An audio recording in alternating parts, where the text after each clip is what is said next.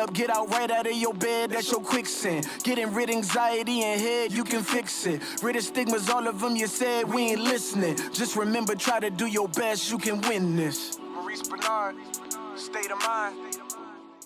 All right, this is State of Mind. And if you like what you see, hit that little red button right here. You know, I say it all the time, and what you guys have done for me and for the show is phenomenal. And you know, the subscription button, you don't have to pay any money. And I want to get to 200,000, and then I'll shut up. Probably won't shut up, but we got this is a treat, man. And I'm not going to say his name right now, but what can I say? He's a real actor. I don't know him, but I saw 8 minutes on YouTube, and I fell in love with him. Laura Wright, who plays Carly on my show, I said, I'm interviewing this person. I almost said it. And she just went crazy. She goes, oh, my God, he's so great. Oh, my God, on the closer, he had this young girl or I don't know what, and they were jealous. She was jealous maybe, or he was, I don't know. I said, yeah, I'm going to tell him that you're a big fan. His resume is so big that I'm just going to give you a couple because it really enormous. Major Crimes, Crime Story, The Closer, and 1,000 others. His name is Tony Denison. How are you, man? Very good, thanks. How are you? I'm good, man. Good. Just waiting to talk to you. Okay. Fire away. All right. So, you grew up in Brooklyn. No, actually. No. Where did you grow up? Well, I was born in the Gotham City Hospital, 86th Street in Madison, but my family lived in Harlem on 107th Street and 3rd Avenue. But my birth certificate says Gotham City Hospital, so I share something similar to Bruce Wayne and the Batman crowd. Yeah. So how was it growing up in Harlem? Well, we lived there until I was about, I guess, 8 or 9, and then we moved out to Hollis, Queens. And that was fun, that was nice, Hollis, Queens.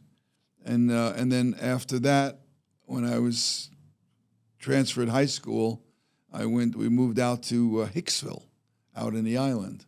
Where is that at? I never. It's like right in the middle of Nassau County. Oh. And it's and even though it's got sort of like the name, really doesn't do it service because Hicksville was like one of the largest cities in the island next to Mineola. Which is the capital of Nassau County. But Hicksville was a giant city. And, according to the island standards, it's a pretty big city. And then I finished high school there. And then when I graduated from high school, about a year after that, I transferred to a school upstate New York, New Paltz, where I went to college. New Paltz? Yeah. And then I came back to New York pursuing acting, which was something I did later in life. How was college for you? I just didn't do great in school at all. Well, when I got a class or a subject that I really liked, I excelled, which was the case all throughout my schooling. I was not ever really good at math until I got a math teacher who made it really exciting. Like he says, you want to figure out how big your bathtub is? All right, so you run the water certain, how long does it take to fill up? And you sit there and you do the experiment, rather than, X equals Y and Y, Y is 4 and X is 96, what does it equal?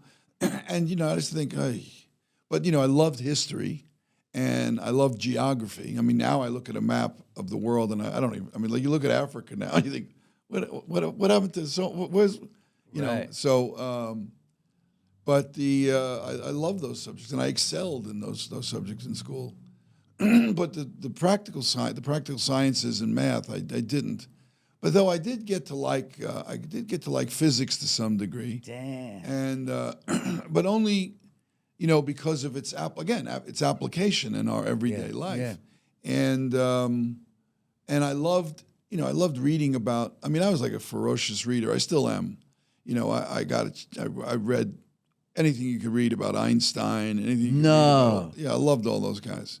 And then it's funny. I used to read about Buckminster Fuller, and then one time I had lunch with the guy. So wow. Yeah. But I mean, I read a lot of bios, right? Autobiographies. I love that. But man, just school was so. Like I was talking to somebody else. I wish they would have had a way to take a test in school, and then you could find out what you could excel in. Mm-hmm. As opposed to throwing down math where I don't know anything. Yeah, the generalized education. Well, everybody has to know math. And, Right. I want to know if I go walk into a store and something costs 60 cents, That's right. I know I'm going to get 40 cents That's change. right. And I don't have to sit there and go, Right. But beyond that, practical application, I didn't really have any desire to be an engineer. But I figure later on in life, I could learn. My dad, God rest his soul, he was an immigrant from Sicily.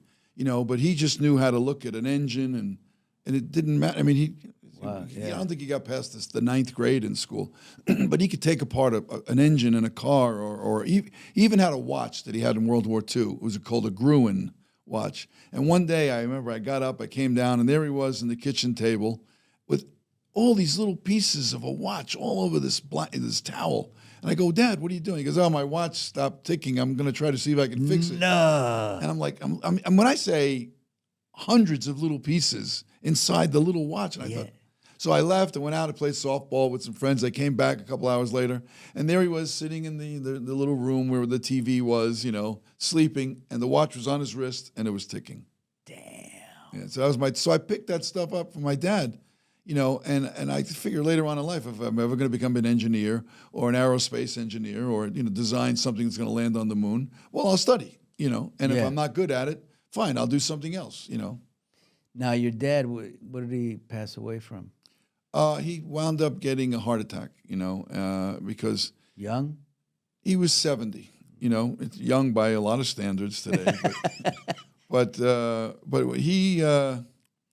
he was just one of those guys. He'd had a quadruple bypass when he was like 50, 55 or 56 because he used to love, provolone and Genoa salami, and he would eat all those rich foods. And he smoked like a chimney. Oh. And so he stopped smoking, but that didn't help because eventually he wound up having these clogged arteries. So he had the quadruple bypass and everything was fine. So this doctor, whose name my family wouldn't tell me because I was going to grab this guy, and he said to my dad, my father said, well, can I still eat some cheese and salami? Because my dad was he was heartbroken that he wasn't going to be that same strong guy. He wasn't like a big, giant truck driver kind of guy. He was a truck driver.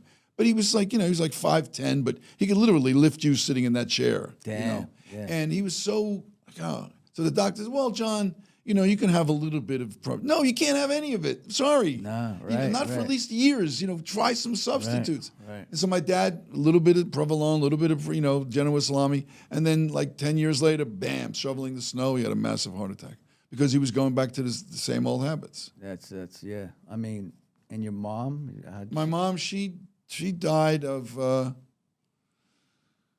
guess she had congestive heart failure. And she, again, you know what she got? I don't know. Bob Saget, I never met the man. I didn't meet the guy. But his sister had a disease called scleroderma. Now, a lot of people don't know. It's not a popular disease, so there's not a lot of charities going around for it. But what it does is basically, wherever it affects you, it starts turning that part of your body into like plastic. Like your skin becomes like plastic. No. Like when you feel somebody with scleroderma, you think you're touching like a doll's hand. So my mom had a touch of scleroderma. Not a big, but it's a touch of it. And she happened to have a little bit of it on her lungs. I don't know how, but she did. And so it would always cause her lungs to seize because the lungs become like fake lungs because so that portion of her lung. So that's what did her in. This little bit of scleroderma and and having congestive heart failure. So I've never heard of that. And Yeah, it makes it's like a doll That's how, and it's an excruciating death if you have it like Bob Saget's sister had it. I mean, you just basically, I mean, after a while, even like opium and stuff like that, and hard drugs can't work because there's no flowing, so nothing is going anywhere. So you're just injecting basically, a plastic skin. I mean, it's really sad. But again, to this day, still not a lot of press about it, not a lot of inquiry, because there's so many things out there that so many microorganisms. That's why I love that War of the Worlds, H.G. Wells, when the Martians attacked us. Yeah, and it right. was little just like bugs, basically microorganisms that killed the Martians because they weren't used to it. Yeah. Like a good friend of mine, a dear friend, Brandon Tartikoff, he had gotten cancer again. And so he said to them, like, do me a favor, radiate me, just get rid of this thing. And they did. They hit him so hard with all the stuff so that it was all gone. But he lost so many white blood cells that he basically, one day, I saw him 2 days before he died, he caught a cold. Like you and I could catch a cold and take a couple aspirin or whatever, and we're okay, or Contact or whatever the hell is that you take. But he caught a common cold, and it was like a massive attack on his body, and he died 2 days later because he had no white blood cells to combat it. No, he had no cells with memory of how to deal with this invading organism. Well, how do you do it otherwise than radiation? You just take it. You take it easy. Like that. There's that boy in the plastic bubble. Yeah. A lot of times people have to. I have a good friend. He's a retired FBI agent, and he had like really bad, cancer, and he basically lived inside a plastic bubble for a while, until it went completely away, and then when it went away, then he was able to go out. But he was, long before people were wearing masks and gloves. Yeah. Jim, his name is Jim. He was wearing gloves and masks, and then all of a sudden he just got to the place where he was better, and that was it. But it's very it was tough for him. Yeah, I mean, I met him after he had been rehabilitated from it. We met. He was producing, the show Criminal Minds. Yeah. Well, Mandy Patinkin's character, when he was on it originally before Joe Mantegna, it was based on my friend, who was a behavioral science guy at the FBI. Yeah. And he sort of co-produced the show. And I did an episode of it. When I was doing the closer, I had some time off, so I went and did an episode. And then he came over and he met me. And he said, I got to tell you, man, when you were on the show Crime Story, you were like the coolest bad guy I ever, and we got to be really good buddies. And that was, that was like 18 years ago at least, maybe more. And so to this day, we're really good friends, and we keep threatening to do a show together. So one of these days we'll do a show. He wants me to play the head of the FBI. I said, whatever you want, Damn. So get into acting. I want to how you got into acting from college. Well, or were you doing acting in college? No, I didn't do any acting in college at all. I was like so far away from the idea of doing acting that I don't know what I was doing. I paid my own way through school I had my own little construction company. So I was doing that, and then I was. Oh yeah, you get a construction, and you were. Here's what I'm gonna say. Something you're a good poker player. So poker players are like lovers. Everybody thinks they're the best in the world. So. But so you're pretty good, but you're okay. as good as you. I don't know any women that are complaining about relationships with me, but no, I mean I don't know. I just. But can any? Let me tell you something. Okay, go ahead. Can anybody learn poker? Because I had a manager who sued me. Ooh. Yeah. Okay. Not good. So I'm in my room at work, and I'm watching TV, and I hear Jamie Gold. Oh, Jamie Gold. Yeah, I know him. He won $8 million. Those 12, I think he won. Or 12. 12 million, yeah. He'd never played poker. He just studied it. He studied with this guy. That guy, right. Yeah. What happened? Tell me. Well, the thing is, with poker, it's kind of like, as long as you know the rules, right? And it's just a question. I say it's an incredibly random game. There's a certain amount of skill, but the skill comes from really knowing, I don't say when to fold and when to, when to walk away. But there's a certain amount of skill involved. Like if you're good at math, like some of these guys, like you see these guys, like Phil Locke and Howard Letter and all these guys and Amy, what's her name?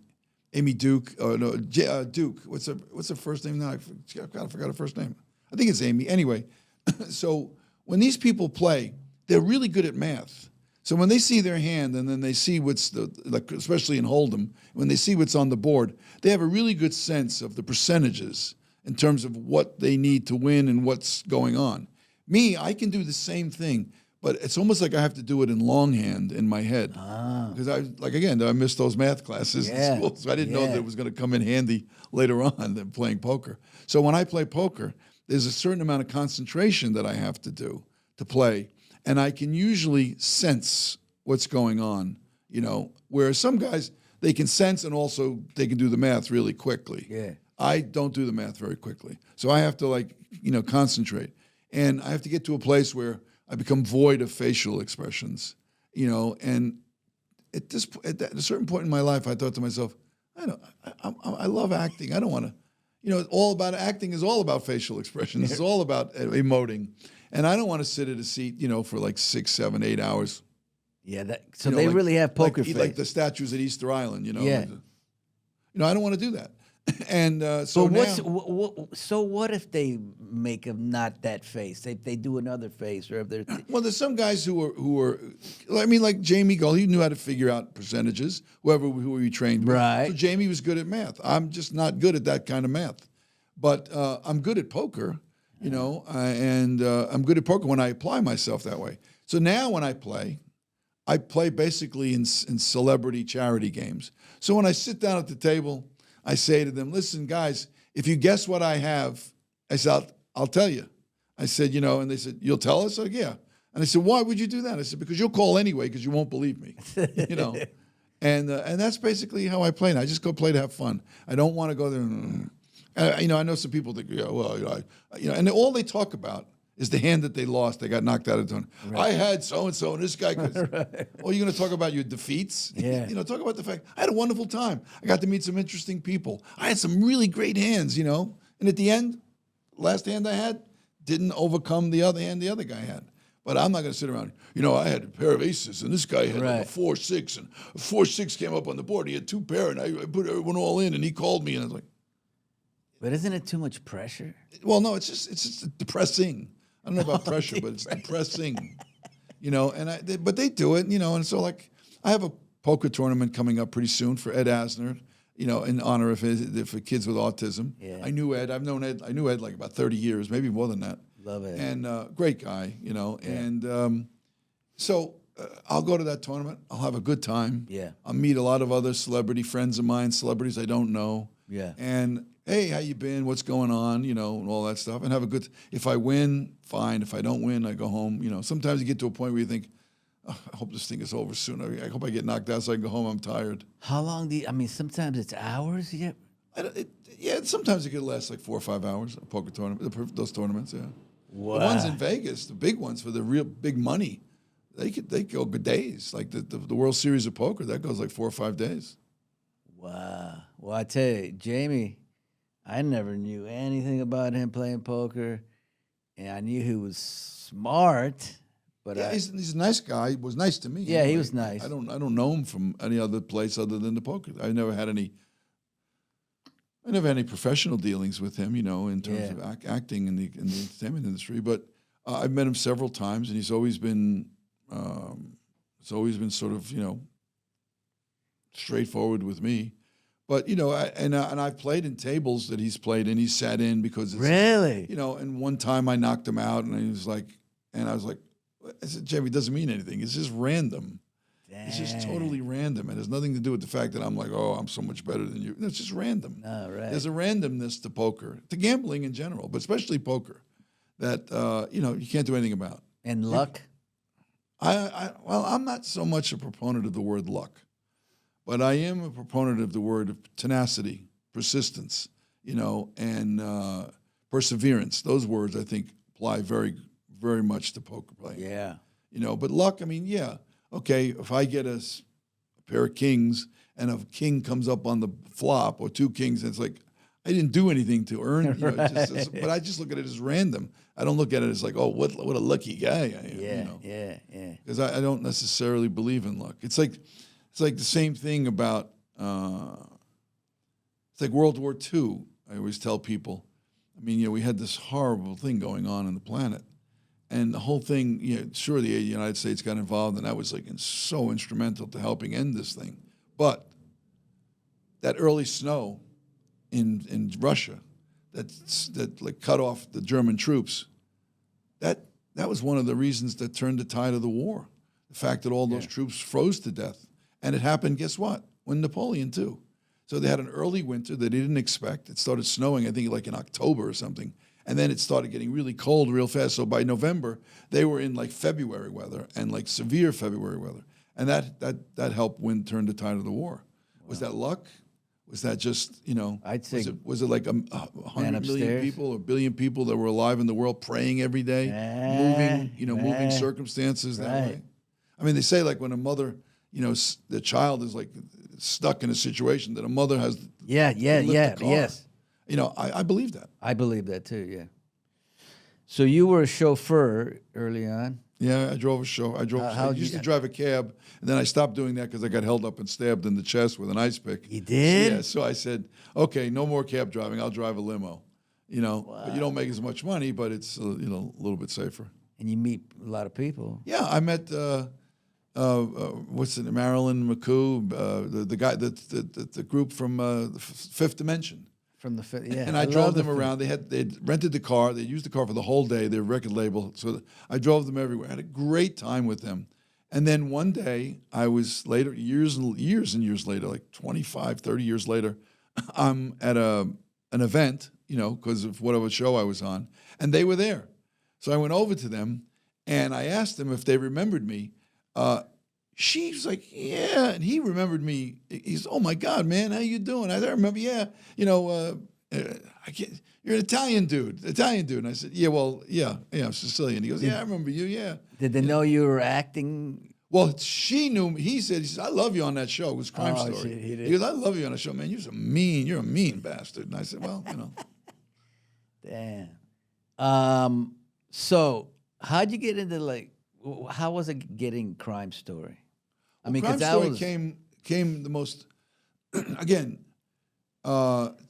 persistence, tenacity. I wrecked my life with drugs and gambling and stuff, and I was getting back into the acting business because I'd lost like 3 solid years to it, maybe 4, but 3 for sure.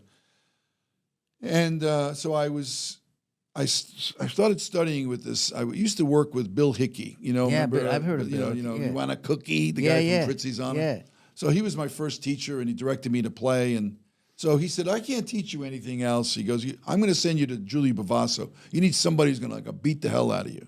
So Julie, the mother in Saturday Night Fever, John Travolta's mom. Well, she's on my show. No, she's gone now, Julie. Oh, Julie, but John Travolta's sister, yeah. Is on my show. So Julie, I went to study with Julie, and one day there was a class, and I had worked that morning on a soap opera, and I decided, my wife at the time, my ex-wife now, but at the time, she and my 2 friends, we all lived in Brooklyn, when you had the Brooklyn connection before. So they said, look, let's go home, because tonight's class is just improv, it's not scene study, so I'm not going to be holding up any partners or anything. So then I went, no, I got to go to class. I can't not go to class, because I'm tired. That's ridiculous. Yeah. So I went to class that night, and I walked in the door, and Julie says to me, how come you didn't go call Julie, Bonnie Timmerman?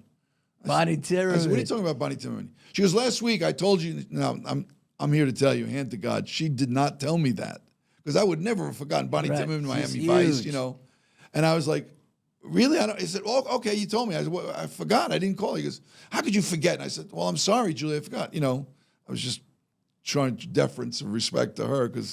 So she said, all right, well, here's her number again. Call her. She's expecting a call from you. So I called her the next day. Her assistant answered the phone and said, we're looking for Italian types for a new TV series. The character, I said, how old is the character? 32. I was 36 at the time. I said, well, how old are you? I was 32. So she said, well, come in tomorrow. Come in later today, 3:00, and you read for the role. And I said, okay. So I dressed up like a young mafioso guy. I went in, and I meet Bonnie Timmerman, and I'm like thinking, okay. So I meet Bonnie Timmerman, and I do this scene with her, and she loves it. You could tell, she was really digging what I was doing. And so she said, okay, I'm going to submit it. I'll let you know. So I left. That was like a Wednesday. Thursday, the whole day, not a word. Thursday night, I get a call from her. Tony? And I said, yes. She goes, it's Bonnie Timmerman. I go, yeah, I know. Hi. She goes, we're flying you to Los Angeles tomorrow to read for the network and for Michael Mann. And I'm like, really?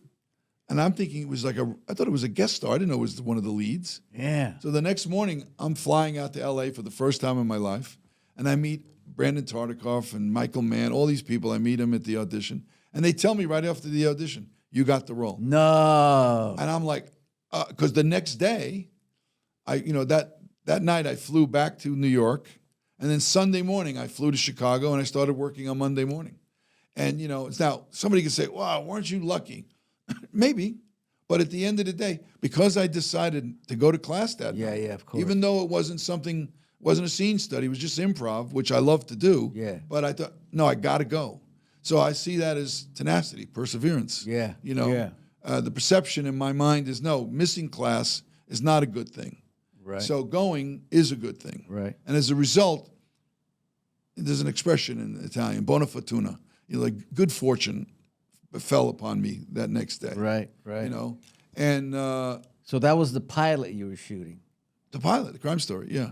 And then then they had an order for 13 episodes. I worked on the show for 2 years, and my life turned around because of Bonnie Timmerman decided, even though I had no credits, no footage. Oh, you had no credits. I just theater. I was just doing theater in New York. I didn't even do Broadway. I was off Broadway, off Broadway. I had no footage. What's in soap operas? You have one line, 2 lines. Right.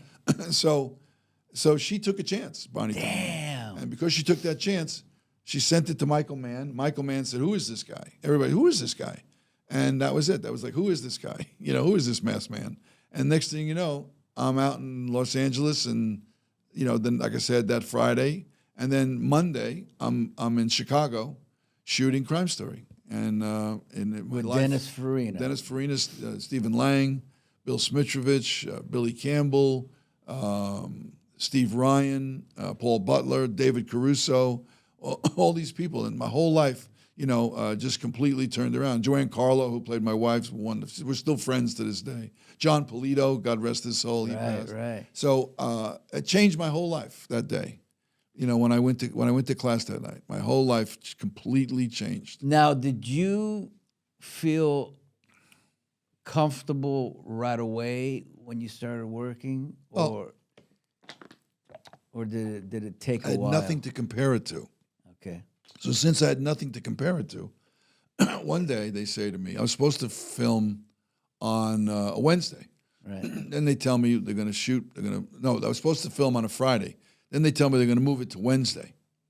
And I was like, oh, I know why they're doing that, because they want to see if I can really act. No. That's what I'm thinking, because I don't know what to compare it to. I don't know.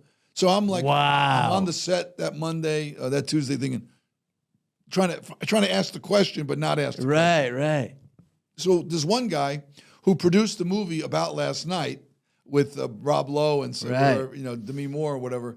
He was a friend of Michael's. He was on the set, and he goes, "Oh, you must be the new guy everybody talks about. The guy's playing Luca." And I go, "Yeah." He goes, "Yeah, I heard really good things about you." I said, "You do?" He goes, "Yeah." I said, "Yeah, I'm here. I'm hanging around." I said, "They moved the schedule around. I guess I'm trying to find out why." And he goes, "Well, that's why I'm here, because we're changing the schedule around." I said, "Oh, really?" He says, "Well, Michael wants to do this scene on the Dan Ryan Expressway, and he can't get to Dan Ryan for Friday because of rush hour traffic and stuff. So I pulled some strings with the city, and I got them to use it on Wednesday. So they switched all the Friday shooting to Wednesday." And I'm like, "Oh, yeah, well, that makes sense." I mean, I had nothing to compare it to. So I was like, "Oh, yeah, okay." And I'm thinking, "Oh, my God, so that's why we're moving?" Wow. I thought it was just to see how good or bad I was as an actor on film. So the next day I went there, it was like this, like Atlas, like I shrugged. I got the globe off my shoulder a little bit. And so we did the scene, And it was great. And I just said, this is what I wanted. I mean, I knew this is what I wanted to do for the rest of my life. I just knew that, and I had so much fun. And then we shot for a little less than a month in Chicago, came back to New York. Then a month later, moved, my wife and I, my now ex-wife, but we moved to Chicago, and that was it. And my whole life changed. And then at the end of that first year of the show, we then moved to Los Angeles, which is what I've been wanting to do for years because of the weather. Yeah, of course. And so that's how my life shaped up. And so you and Dennis got along great? Oh, yeah. Well, we were, I mean, like, we would generationally, he was like 6, 7 years older than me, Dennis. Oh. And so generationally, we were like sort of like different. Like, I was listening to the Beatles and the Rolling Stones, and he was still listening, to the Tokens. And though I liked those groups, in the Four Seasons, later on I got to work and meet Frankie Valli. But that's what more he was in. That's what he was into more than the Beatles, let's say, and the Rolling Stones. And then, but we hung out. Dennis was very generous to me. Like, no matter where I went, like sometimes we'd go out to eat, and I would try to go up to the waiter and I'd say, look, I'm paying it now. And he goes, no, Dennis already paid. What are you talking about? He didn't even he called up until, so I just gave up trying to, treat anybody to dinner because Dennis always treated everybody to dinner, especially if you went out to dinner with him. So, I had a great time, shooting the quote unquote, shooting the shit with him about Chicago because he was a real cop. So he knew, that's right. So he knew a lot about the guy I was playing who was based on a real guy. And so he would give me some information. And then this other guy, Chuck Adamson, who was one of the writer producers on the show, who was Dennis's boss on the squad, the murder squad they were on, the crime squad they were on. He would give me information, so I would hang out with him and I'd pick their brains. And then there was the chief of detectives, this guy Bill Hanhart. He knew the guy personally who I was portraying, and he would talk to me. And so then when I went to go finally, because the first week was basically just rehearsals and stuff like that. Yeah. And then the second week I did that scene and they all came to me the next day and they said, man, you got his look down, you got everything down. And I was like, inside I'm like, thank God. Yeah, man. But I remember what Julie had said to me, Julie Bavasso. I remember I called her the night before I was going to film. And I said, Julie, I'm scared. I didn't say I was scared. I said, maybe I did say I'm scared. I never did this. She goes, don't worry, you'll be fine. Don't worry, Tony, you'll be fine. She goes, just remember this. You remember the movie The Godfather? And you love The Godfather. I said, yeah. She goes, look at all those guys. They're all, mafioso guys. But every single one of them is different. Yeah. Sonny Corleone, James Caan's different than Michael Corleone. Even Robert Duvall, when he says, hey, Tom, could you let me off for old time's sake? Right. Goes, sorry, Sally, can't do it. Even that was cold-blooded. So he said, find something where whatever cold-blooded aspect of your character can come out, because you're a guy who's going to take people's lives, for whatever the reason. Yeah. You got to find a way to get to the place where you're okay with it, and there's a certain amount of bone-chilling, what's the word? I don't want to say acceptance, but sort of acquiescence to the idea. Well, I'm a killer. What am I going to do? Yeah. The ends justify the means, basically, in that lifestyle. And so I remember what she said. So when I went out the next day, when I filmed the first scene that I filmed, I just kept that in mind, like, okay. And so I just developed whatever I developed as Tony would do it, not as, somebody else would do it. Yeah. I didn't borrow from, I just borrowed one thing, though. There was a scene where I had to walk away after I shoot this guy, and it's a long shot. And one of the actors who I really liked was Jimmy Caan. Jimmy Caan had this distinctive walk. Right. So I sort of mimicked that walk as I was walking away. And somebody later on, maybe after the whole episode was edited together, the pilot, said to me, that walk you did, that's very similar to the Jimmy Caan in Thief, the movie Thief. And I go, you got that? I said, that's what I was trying to do. But then you got to remember it all through the whole. It's easy, but then it becomes part of your your behavior. You start developing a behavior for these characters, and it's not so much a question of the lines; it's your behavior. Yes. This is what Ray Luca does. This is what Ray Luca did.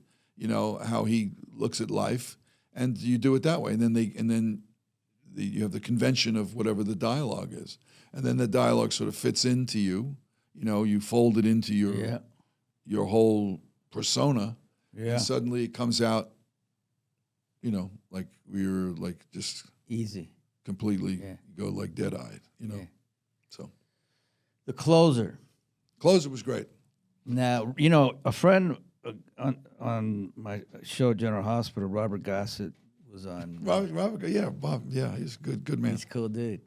How was that? How'd you get from that crime story to the? Well, what happened was I'd done a couple of shows, and then I told you I sort of things weren't going good for me. I got sober, and it was just this really lull in my career for a while. And then all of a sudden, I got this show called Playmakers. It was a football series. I was the coach for ESPN, and that lasted one season. And but then after that, I had already what? You gonna say something? I'm sorry. No, what happened was that my agent submitted me for The Closer, and I knew the guy who was producing The Closer.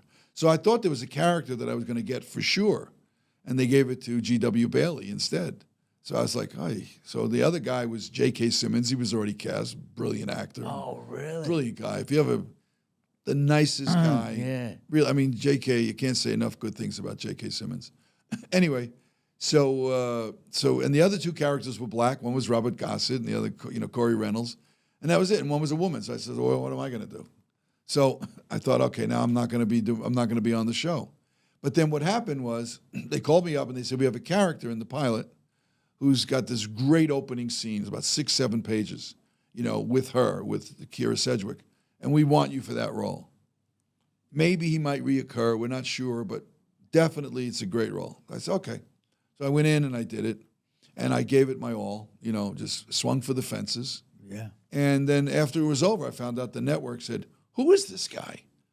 We got to have more of this guy. So then they said to the producers, they said, let's make this guy a reoccurring regular. So they did. So of the 12 episodes, I did 9. They were ready to pay for 7, but James Duff and Mike Robin, they said, well, we can put 2 more in there. So I did 9 episodes. And then the second year, the network said, those 3 episodes without Tony were 3 episodes too many. We got to make him a regular. So I became a regular on the show after that. 10 years. Well, 7 years on The Closer, and then the Closer ended, and then it folded into Major Crimes. How does that happen? Well, because the producers wanted to keep going. So it's still the same. In fact, Kira Sedgwick's character, Chief Johnson, she was the head of the Major Crimes Unit. Okay, she was the chief of the Major Crimes Unit. And my friend David Burke, who was one of the producers and writers of the pilot of Crime Story, later on of Wise Guy and all these other shows, he said to me, Tony, isn't it funny? He said that you wind up on a show called Major Crimes, where you're a lieutenant on that, but it was Major Crimes that was tracking you down when you were on Crime Story. Crime Story, yeah. Wow. He said so, and what was this chick that you had, or some girl? No, my character winds up having a relationship with Mary McDonnell. Oh. She becomes the captain of the Major Crimes, and we wind up having this relationship, and we get married. And that show lasted 7 years, and that was the end of that. So I did a 14-year stint, Damn. Well, you look at SVU with Marissa Hargitay. No, I get 27 years. My God bless him. That's rare, What you did is amazing. 14 years. And it was nice. It was only a mile from where I lived, the studio, So it was like, okay, I could walk to the studio from where I lived. Damn. All right, let me just end it with, I saw a thing, and then you can elaborate or not or whatever you want to do. On the Road to Recovery. Uh-huh. And I watched it. I just thought it was freaking great. It was just 8 minutes of you just kind of just talking about what happened to you back in the day and how you got out of it and everything. Yeah, I defied the odds. I mean, according to what I did, in terms of how I was living my life at the time, on every medical book or history book or whatever book, whatever journal you want to look at, I could have died, either by massive heart attack from the amount of coke I was doing, which was gargantuan amounts, $800 a day. Damn. Snorting it. I wasn't even shooting. I was snorting it. And I was drinking about maybe 2 to 3 quarts of scotch a day. And sleep. Wait, 2 to 3 quarts. I had a buddy who died a couple of years ago. He was drinking 1.5 gallons of of wine. vodka Oh, vodka. Oh. a day. There's a lot of them. Look, I could have had cirrhosis of the liver. You didn't get that? Didn't get that. I could have got, my lungs could have collapsed. My heart could have exploded. I mean, there was so many things. I could have died. I could have just died of just basically a heart attack for not being able, not sleeping. I mean, I would go 3-4 days in a row without putting my head on a pillow. Wow. I mean, I was insane. And so I had this lifestyle. And then I eventually hit at what they call in AA and Alcoholics Anonymous and in all the recovery programs, they call it I hit bottom. But the bottom I hit then was more of a financial bottom. It wasn't, there's a thing they say in the big book, it says, pitiful and incomprehensible demoralization. I didn't reach that until 9 years later. I got sober, I stopped all the stuff. I still drank a little bit, I didn't do any more drugs. And then 9 years later, I was sitting on top of the world again, in a sense. It was a crime story, I had this beautiful home, and I'm miserable. What the hell? How are you miserable? Damn. You got everything in the world, because it's not the stuff. No. If it becomes the stuff, well, I was a slave to the stuff. Yeah. It's like, I got the stuff. He's got more stuff than I do, because you can't, it's inevitably you're going to play the comparison game. I don't care what line of work you're in. You don't even have to be an actor. Right. You could be a bank president. Yeah. You could be, when you play the comparison game, especially if you're an alcoholic, you're going to lose. The game is always going to wind up where you lose. I don't have enough. So my wants started to turn into needs, and then when they turned into needs, they became demands. And when they became demands in my life, that expression, Katie barred the door, I was a crazy person. What is that expression? Katie barred the door. You ever hear? It's an old expression. It's Katie barred the door. It's like what's coming through you don't want any part of in your house and in your life. And so I hit that bottom eventually, 9 years later, of incomprehensible demoralization, pitiful and incomprehensible demoralization. I said, and you had a lot. You had it all. You had everything, but it didn't matter. Wasn't enough. I had the perfect, I used to tell people, I had the perfect California fantasy home. The view of the valley from Universal City all the way to Woodland Hills, all the way up the Cascades. You can see Mount Baldy from crazy. The San Gabriel Mountain. And the lights and the freeways and everything. And I'm like, and I have a really nice, 2 nice cars in the driveway. This really beautiful home that, with the kidney-shaped pool, And I'm like, miserable. Did you start drinking at that point? No, I was already drinking. I'm saying when I stopped doing the drugs, I was able to get to a place where I could manage my life. Now, when I worked, I wasn't a guy who drank on the job. I could never drink on the job. I didn't come to work drunk or drink while I was working. I wasn't that guy. But as soon as they said that's a wrap for the day, right to that where I'd collapse to sleep. Especially the weekends, I would overdo it on the weekends. And then when Crime Story was over, I was living in Sherman Oaks, like this beautiful home, like I said I had. And things weren't going. I didn't get this job, and this series I did canceled, and I was like, and I was just, and I was playing a comparison game to other people that I knew. Like, why did I get that movie? How come I didn't get that movie? And you're like, literally, like you're like, you're holding on to nothing. Yeah. And then that night, just on 3 glasses of wine, I went to a crazy place. I was a crazy man. 3 glasses of wine. And that's when I started howling at the moon like a werewolf that night. Because I was so upset. And then 2 coyotes howled back. No. My hand to God, if I'm lying, I'm dying. Were you alone in the house? Well, my wife was inside, and I was out in the backyard. And then I finally just said, I can't do this anymore. And I started crying, and what's the matter? And then I heard a voice. And the voice said, it's over. You're done. You need help. So that, not too long after that, I made a contact to somebody I knew and wound up 3 months later going back to AA. I stopped drinking that night, but I wound up going to AA. And, so 32 years later, here I am, And, wow. I'm happy with my life. And it's interesting. My heroes in my life are my mom and dad, I don't have any baseball or football heroes. Right. Maybe Yogi Berra and Muhammad Ali, sports figures. But at the end of the day, they're my heroes. And my dad, when he died, there was almost 600 or 700 people at his wake. And I remember the priest came over to my mother, and And she said, "Excuse me, Mrs. Serrero." He says, "It says here that your husband was a truck driver?" And she goes, "Yeah." He goes, "There's almost 700 people here."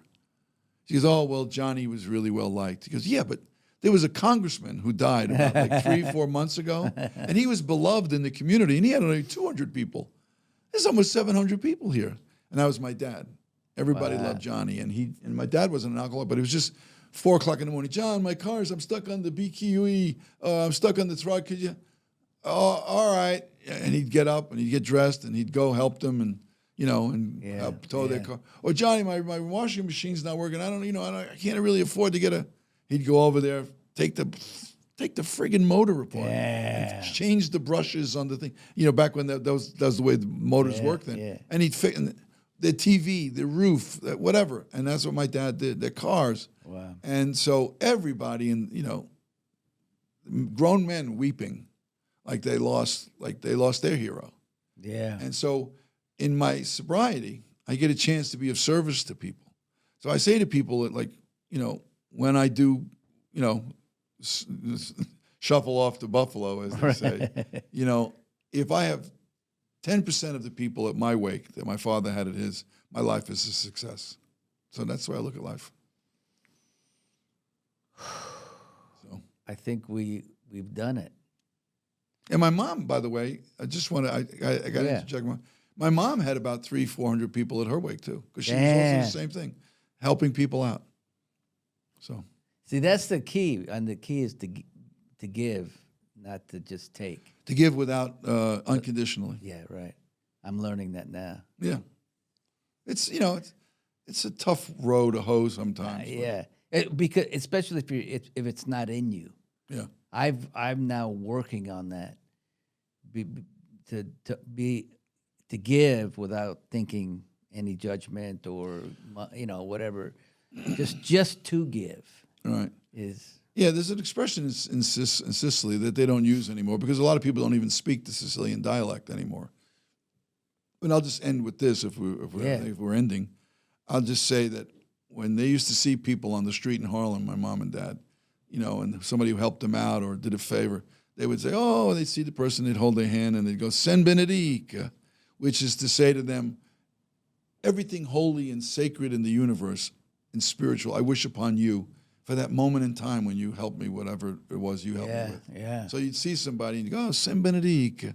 So that's what I do today in my life. It's like I get an opportunity to say to people in AA who basically helped me, "Sen benedic," and thank you for my life, I say to them. So, and that's what we're doing here. yeah. I want to say to the audience, it was incredible to have Tony here.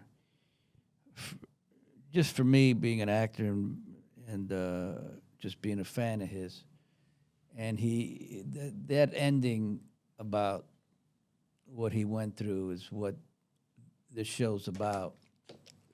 So let's all take that in and learn. That's how we grow.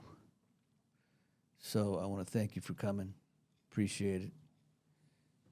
Stay My with pleasure. mine.